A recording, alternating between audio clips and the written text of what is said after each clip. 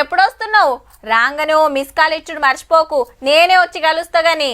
కాకా నువ్వేం మటన్ తీసుకోకే, మనోడే ఓ పోతుని ఇప్పిస్తుండు, నీకో పోగొస్తుంది గాని. మామా మన పోరలంతా అడుగుతాన్రే ఏం లేదా అని. ఆ ట్రోకోళ్ళు ఆల్రెడీ 2 సిట్టింగ్లు వేసిండట కూడా. గిట్లయితే మన బలగం దగ్గదానే.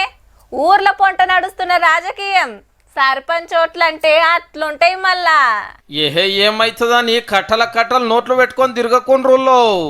ఇంత పోలీసులు పట్టుకునిరంటే నెత్తికి చేతులు పెట్టే కథ అవుతుంది మళ్ళా.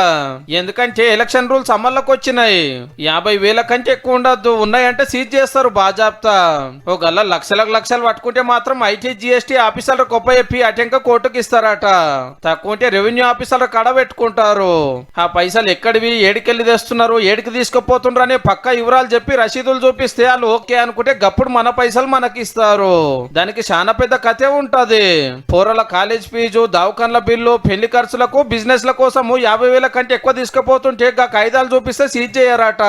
కాకుంటే ఈ రూల్స్ హైదరాబాద్ కార్పొరేషన్లు, మున్సిపాలిటీలలో ఉన్నాయి. ఎందుకంటే ఇక్కడ సర్పంచ్ ఓట్లు ఉన్నాయి కాబట్టి.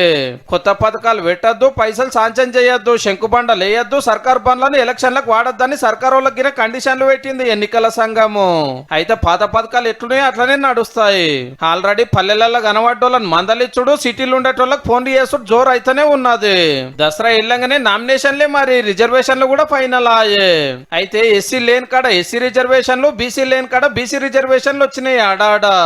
ఎంపీటీసీ జెడ్పీటీసీలకు పార్టీ టికెట్లు ఇస్తాయి కాబట్టి ఎమ్మెల్యేలను కలుస్తానికి లైన్లు కడుతున్నారు పదవుల మీద కాయుషున్నోళ్ళు.